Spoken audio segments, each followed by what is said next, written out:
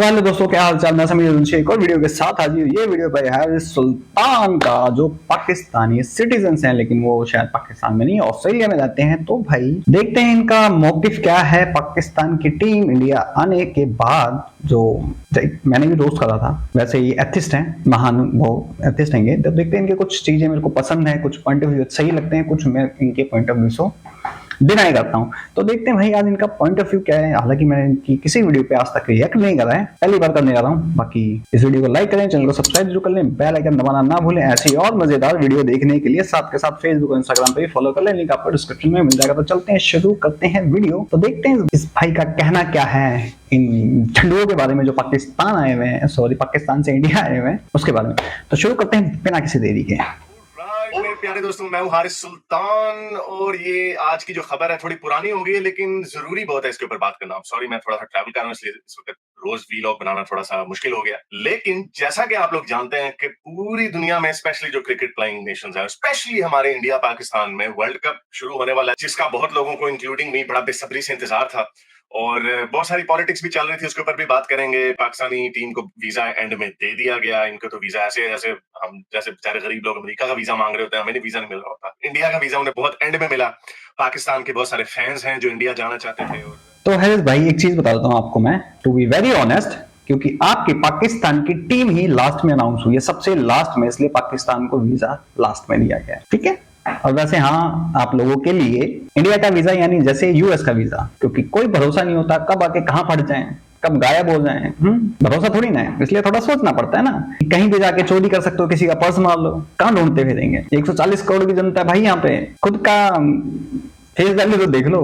When you Pakistani तो सबको पता है, या तो ये फटेगा या तो चोरी करेगा या भीख मांगेगा। आप लोगों की आइडेंटिटी है चोर, भिखमंगे, फटने वाले, टेररिस्ट, एक्सट्रीमिस्ट, रेपिस्ट। तो उसके लिए हम कुछ नहीं कह सकते, फिर वो चाहे आपका पाकिस्तानी क्रिकेट टीम का बंदा हो या फिर एक नॉर्मल बंदा।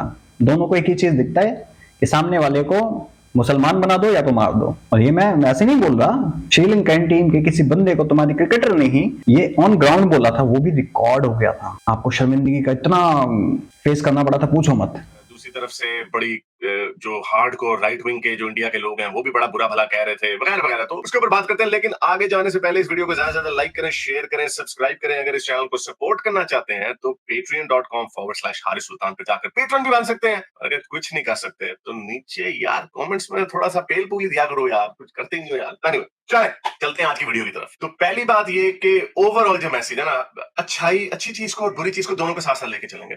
अच्छी चीज ये हुई कि पाकिस्तान की टीम इंडिया में आ गई। जब वीडियो देखिए, और वीडियो बड़ी मजे की थी, बड़ा जोशो खरोश से उनका इस्तकबाल किया गया। ये पाकिस्तान की टीम है, म्यूजिक मैं नहीं चलाऊंगा, ऐसे इन्होंने म्यूजिक डाल के भी। तो ये हमारे पाकिस्तान के प्लेयर्स हैं। वहां पे आज ये मोहम्मद रिजवान ने कुछ नहीं पहना हुआ था, लेकिन बाबर आजम ने भगवा कलर पहना हुआ। कितनी मजे की बात है। कुछ लोगों ने डिफरेंट कलर्स भी पहने। मेरा ख्याल से ये थोड़ी सी शरारत की गई होगी कि ग्रीन भी दे देंगे, भगवा भी दे देंगे। लेकिन to me there is nothing wrong with that, I think. इसीलिए मुझे बाबर आजम वैसे बड़ा अच्छा इंसान लगता है कि ये बंदा जो है, इसमें वो हमारे पंजाबी में कहते हैं मुंह मिलाजा इसको है। और अब मुझे नहीं पता कि रिजवान को ये भगवा कलर दिया गया या नहीं दिया गया। मेरा ख्याल से दिया गया होगा, उसको ग्रीन नहीं दिया होगा, उसको भगवा दिया होगा और उसने कहा नहीं सर। ये क्या मतलब बनता है भाई? अगर किसी को साफा दिया जा रहा है, वहां पे मल्टी कलर रहेंगे, तो ये भगवा तो तुम नहीं बोल सकते ना। अब इसका मतलब हरे कलर देखना तो मुसलमानों का हो गया वो तो। लाइक जैसे हमारे आलोक भाई ने बोला था, मतलब आप ऑरेंज कलर पहन लेते हो तो उसका मतलब ये नहीं है भगवा है भाई। भगवा का मतलब पता क्या होता है? भगवा का मतलब ये होता है जब कोई उसको साधु धारण करे तो वो भगवा होता है। भगवा का ये मतलब होता है। भगवा का ये मतलब नहीं होता तुमने ऑरेंज पहन लिया तो भगवा बन गया। भगवा की एक आइडेंटिटी अलग है, समझ गए? तो भगवा मीन्स ऑरेंज मतलब भगवा नहीं होता। पहली बात आपको समझा दूं, भगवा का जब भगवा कलर जब ये जुड़ता है, भगवा जब कोई साधु या फिर कोई ऋषि मुनि पहनता है उसको, या फिर कोई पूजा पाठ करने वाला इंसान पहनता है, तो उसकी वैल्यू बढ़ती है, वो भगवा कहलाता है। अब ऐसे तो सन भी ऑरेंज है तो वो भी भगवा हो गया, भागो उससे भी दूर। अगर इस मेंटालिटी से चलोगे तो ऑरेंज भी भगवा है, तो ऐसा कुछ नहीं है, वो मल्टी कलर था, ऐसी कोई शरारत वारत नहीं है। लेकिन बाबर में ये चीज नजर नहीं आई। That's why I think we should all like and respect Babar. लेकिन दूसरी तरफ बाबर के नाम को लेके बड़ा मजाक उड़ाया जा रहा है। बाबर एक 16वीं सदी में बाबर आया था और एक 21वीं सदी में आया। कुछ लोग क्रिटिसाइज कर रहे हैं। देखो अभी एक हफ्ता पहले तो हमारे जवान कश्मीर में लड़े हैं, मरे हैं, जिसकी वजह से जाहिर बात इंडिया को बड़ा गम और गुस्सा है और वो ये समझते हैं कि पाकिस्तान से ही काम होता है। लेकिन यार इसमें बाबर का क्या कसूर? तो आप लोग ये जो इतना हॉकिश रवैया जो रखते हैं, अगर कहीं से कोई ठंडी हवा आती है तो सारे लोग उसके पीछे पड़ जाते हैं। क्रिटिसाइज करें लोगों को उनके डोमेन के अंदर, जैसे जैसे हमारा रिजवान है, ये पक्का मौलवी है, पहले इसको इसके मौलवी पान के ऊपर। अब बाबर एक अच्छा इंसान, उसने आपका भगवा कलर भी पहना, अब उसके नाम के साथ लेके इतना मजाक उड़ाया जा रहा है। अब जैसे ये मीम है, अब ये इसके देख के भगवान बाबरी, भगवान बाबर, ये तो कोई अच्छी बात नहीं है ना। लेकिन एनीवे, आई थिंक ये हर तरह के लोग हर जगह पे होते हैं, इस तरह की बातें होती हैं। लेकिन जो दूसरा बहुत बड़ा प्रॉब्लम है वो ये है कि पाकिस्तान इस चीज को लेके तुमने भाई हरीश भाई तुमने वीडियो बनाया, तुमने बोला बहुत अच्छी बात है, ठीक है, क्रिटिसाइज करना चाहिए, हर चीज को करना चाहिए, लेकिन क्या तुमने क्रिटिसाइज करा कि भाई तुम्हारे वहां पे इतने मर गए सैनिक और तुम लोग वहां पे जाके सीटियां बजा रहे थे? तुमने इस चीज को क्रिटिसाइज करा? तुमने इस चीज को तुम्हारे दिमाग में ही नहीं आया होगा कि भाई जो यहाँ से रेवेन्यू जनरेट होगा वो हमारे ही खिलाफ यूज होगा? शायद तुम लोगों ने ध्यान ही नहीं दिया, आपने भी ध्यान दिया होगा भाई, है ना हरीश भाई? तुमने भी ध्यान नहीं दिया होगा इस चीज पे, लेकिन ये रियलिटी है। जो यहाँ से रेवेन्यू जनरेट होता है वो पाकिस्तान में जाता है और पाकिस्तान पुंछ, पुलवामा, अनंतनाग जैसे चीजें करवाता है। तो उसमें बाबर का हाथ क्यों नहीं है? कमा के तो वही दे रहा है ना। रिजवान का हाथ क्यों नहीं है? कमा के तो वही दे रहा है ना। और पाकिस्तानी यूट्यूबर्स का हाथ क्यों नहीं है? कमा के तो वही दे रहे हैं ना। उनके पीछे जो उनकी आर्मी है, ये सही है, करवा कौन रहा है? तो उनका हाथ क्यों नहीं है?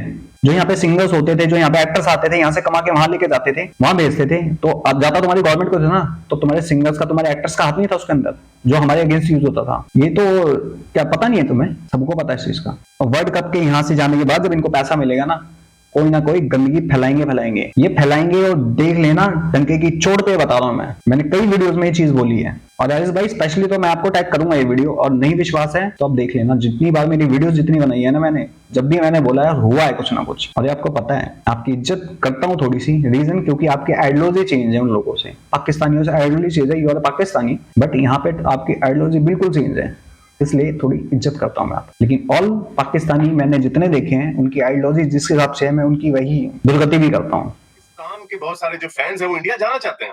पूरी दुनिया में ऐसे होता है कि लोग जाके मैच देखना चाहते हैं, और जिस तरह का अच्छा इस्तकबाल हुआ, इससे ये पता चलता है कि पीपल, लोगों में, मैं तो हमेशा लोगों में अच्छा ही देखता हूँ। मेरे हिसाब से लोगों के दिलों में हमेशा पहला जो रिएक्शन होता है वो प्यार का ही होता है, वो नॉन वायलेंस का ही होता है। लेकिन चूंकि पॉलिटिक्स बीच में आ जाती है, कॉम्प्लेक्स इश्यूज हो जाते हैं ना, नो कि मैं इसमें इंडिया को बिल्कुल ब्लेम नहीं कर रहा। हमारी जो पॉलिसी है कश्मीर के ऊपर बड़े उससे जिसकी वजह से फटा रहा है, उसके ऊपर मैं बड़ी दफा बात कर चुका हूं। लेकिन पाकिस्तान टीम को इस तरह टारगेट करना, अगेन, ये सोशल मीडिया पे हमें नजर आते हैं, इन रियल लाइफ तो उन्होंने बड़ा अच्छा उनको किया। लेकिन दूसरी प्रॉब्लम जो है, जैसे मैंने आपको बताया कि पाकिस्तान के फैंस क्रिकेट मैच देखना चाह रहे हैं। मेरा भी वैसे इस दफा दिल कर रहा था। अभी बहुत बड़ा एथियस्ट कन्वेंशन हुआ, दुनिया का सबसे बड़ी गैदरिंग ऑफ एथियस्ट। हरीश भाई एक बात बता दूं, इंडियंस ना पहले हाथ नहीं, उंगली नहीं डालते हैं, ये डालते पाकिस्तानियों की चुल होती है ना, जो कभी मैच को लेके, कभी किसी चीज को लेके जो चुल करते हैं ना, फिर है तो बाप ना, फिर हम उनके, हम भी पेल देते हैं। हम क्यों छोड़े? टिट फॉर टैट करना आता है, फिर चाहे वो पाकिस्तान हो, फिर वो चाहे कनाडा हो, फिर चाहे वो यूके हो, चाहे ऑस्ट्रेलिया हो, टिट फॉर टैट करना आता है हमें। वो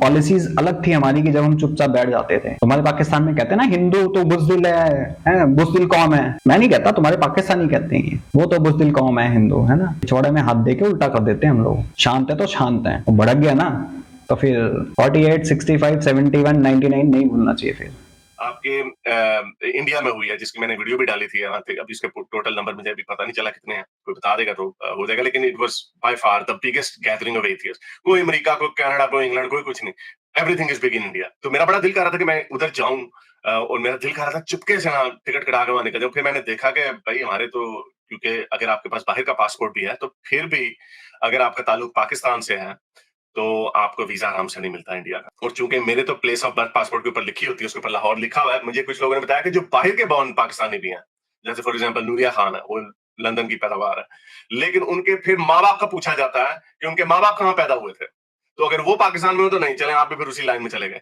तो आई थिंक ये बड़ी एक, अब मेरे जैसे लोग, यानी भाई पोजीशन जो है वो पब्लिक में है कि मैं कैसे विचार रखता हूँ इंडिया के बारे में, I think that's a bit sad. लेकिन एक और खबर गर्दिश कर रही थी, वो जिसकी शक्ल सूजे हुए खरबूजे जैसी है, खरबूजे नहीं बल्कि तरबूज जैसी है, वो जो लोगों की घंटी बजा के भाग जाता। जी हाँ, मैं बात कर रहा हूँ नादिर अली की। नादिर अली के बारे में मशहूर हो गया कि उसने वीजा और काफी सारे अखबारों ने खबर छापी। मैंने कहा लो जी, मजा आ गया, इसके साथ ऐसा ही होना चाहिए था। तो उसके बारे में खबर ये हुई कि वो बाहर गया, इंडिया एम्बेसी गया है इस्लामाबाद में वीजा अप्लाई करने के लिए, उन्होंने इसको ठुड्डे मुक्के चिपेड़े गालम गलोच करके ठुड्डे मार के बाहर निकाल दिया। तो ये खबर बड़ी वायरल हुई तो पता चला। तो भाई हरीश भाई एक चीज बता देता हूँ मैं, वीजा क्यों नहीं दिया जाता। सबसे बड़ा रीजन पाकिस्तानियों का है कि वो बेशक से सोशल मीडिया पे अपनी कितनी भी पॉजिटिव इमेज दिखा दे। एग्जांपल मेरे चैनल पे है एक लड़की का, बड़ी पॉजिटिव एग्जांपल दिखाती है, लेकिन उनके अंदर जो छुपा होता है ना, जो उनके अंदर उनके पीछे जो होता है वो निकल जाता है। अब आपको क्या लगता है जो पाकिस्तान में ये पब्लिक शो करते हैं, पब्लिक रिएक्शन लेते हैं, इनके दिल में बड़ा प्यार है? कोई प्यार व्यार नहीं है, सब इसकी माया है।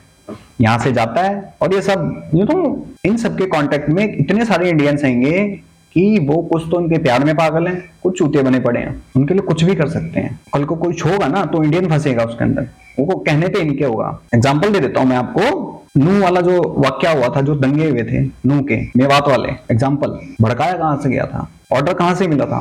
पाकिस्तान से मिला था। यूट्यूबर था वो भी। लेकिन हमारे देश की जनता इतनी भोली है, इतनी भोली है, इतने सारे एविडेंस होने के बाद भी मुंह पे उंगली चुपचाप पकड़ के बैठ के इनको रेवेन्यूज यहाँ से जनरेट करके देती है और साथ के साथ इनके चक्करों में फंसी पड़ी है। तो ऐसे इतने सारे सिनेरियोज होने के बाद लगता है कि उसके खानदान की बाल की खाल नहीं निकाली जाएगी। जिनको शुरू से हिंदू पसंद नहीं है, इंडियन पसंद नहीं है, आके यहाँ फटना है, हिंदू मारना है, फट जाना है यहाँ पे, उनकी जब ऐसी मेंटेलिटी हो तो ऐसे लोगों से सावधान अच्छा होना चाहिए ना। इनको वीजा बाग बॉर्डर्स पे लात मार के पिछवाड़े में भगा देना चाहिए, या तो इनका रॉकेट, इन्हीं के रॉकेट में बिठा के इनको निकल। इस वजह से मुझे नहीं पता, आप भाई साहब अच्छी बातें करते हो, बहुत पसंद है आपकी बहुत बातें मेरे को, लेकिन मुझे नहीं पता ना आपके अंदर क्या चल रहा है। मुझे तो ये पता ना आप उसी खानदान से रिलेट करते हो जो मेरे खानदान पे हमला करने की हर वक्त सोचता रहता है, हर वक्त मेरे खानदान की बुराइयां सोचता रहता है। एक बंदा वहां पे अच्छाई की बीन बजा रहा है तो मुझे नहीं पता ना उसके दिमाग में क्या चल रहा है। वो मेरे साथ अच्छा बन के मेरे से लिपट के फटना चाहता है, मेरे को मारना चाहता है, मुझे नहीं पता। आप एथिस्ट हो, जो मर्जी हो, मुझे उससे कोई लेना देना नहीं। आपकी आइडियोलॉजी मेरे को दिखती है, जो सुनाई आप जो आप बोलते हो वो मुझे पसंद है, वो मैं कहीं से कहीं आपसे रिलेट करता हूँ, लेकिन इसका मेरे को ये मतलब नहीं है ना कि आपके अंदर क्या चल रहा है।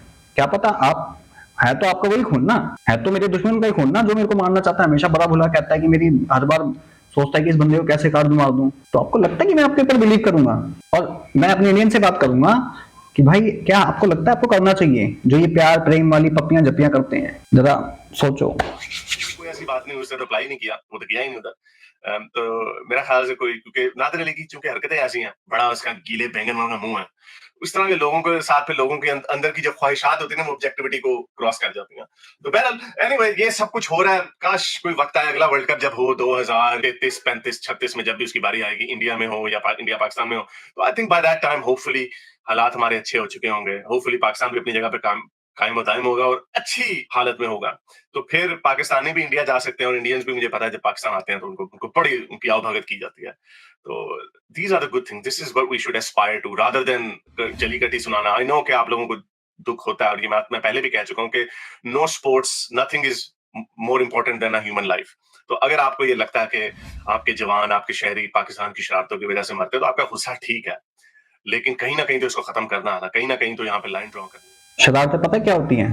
नुकसान हो, चीज का नुकसान हो, किसी की जान का नुकसान ना हो, वो शरारतें कहती हैं। जब जान का नुकसान होता है वो आतंकवाद होता है। तो शरारत और टेररिज्म में बहुत डिफरेंस है भाई, बहुत ज्यादा डिफरेंस है। तो आप उस पर कवर मत करो, वो शरारत नहीं है, वो टेररिज्म है। और जिसके घर का जाता है ना, उसके दिल से जरा पूछो, वो आपसे ना गले मिलने नहीं आएगा। आपको लगता है कि वो इंसान लाइन ड्रॉ करेगा कहीं से, जिसके सर से बाप का साया हट गया हो, जो अभी नई नई ब्याही हो, जिसका एक छोटा सा बच्चा हो, क्या वो बड़ा होके वो लाइन ड्रॉ करेगा, या उसकी माँ, वो उसकी वाइफ वो लाइन ड्रॉ करेगी, या उसके माँ बाप लाइन ड्रॉ करेंगे? वो जान इतनी आसान नहीं है। और जो नफरतें आप लोगों के अंदर बोई गई ना बचपन से लेके, वो इंडिया में कोई अपने बच्चों के दिल में नहीं बोता। Why I hate Pakistanis? नफरत क्यों करता हूँ? क्योंकि इनके बच्चे से लेके बूढ़े तक सब सेम है, क्योंकि इनकी आवाम में नफरत है। चाइना से मैं इतनी नफरत क्यों नहीं करता? क्योंकि वहां की आवाम में ये चीज नहीं है। वहां पे ये नहीं बताया जाता है इंडिया तुम्हारा दुश्मन है, उनको मार दो, काट दो, जो रिलीजन को मानते हैं उनको मार दो। पाकिस्तान में ये बांटा जाता है, पढ़ाया जाता है, सिखाया जाता है बचपन से, चाहे वो 10 साल का बच्चा हो, चाहे 50 साल का बुढ़ा हो। That's why I hate him. कुछ लोग बोलते हैं एक्सट्रीमिस्ट। नहीं, मैं एक्सट्रीमिस्ट नहीं हूँ।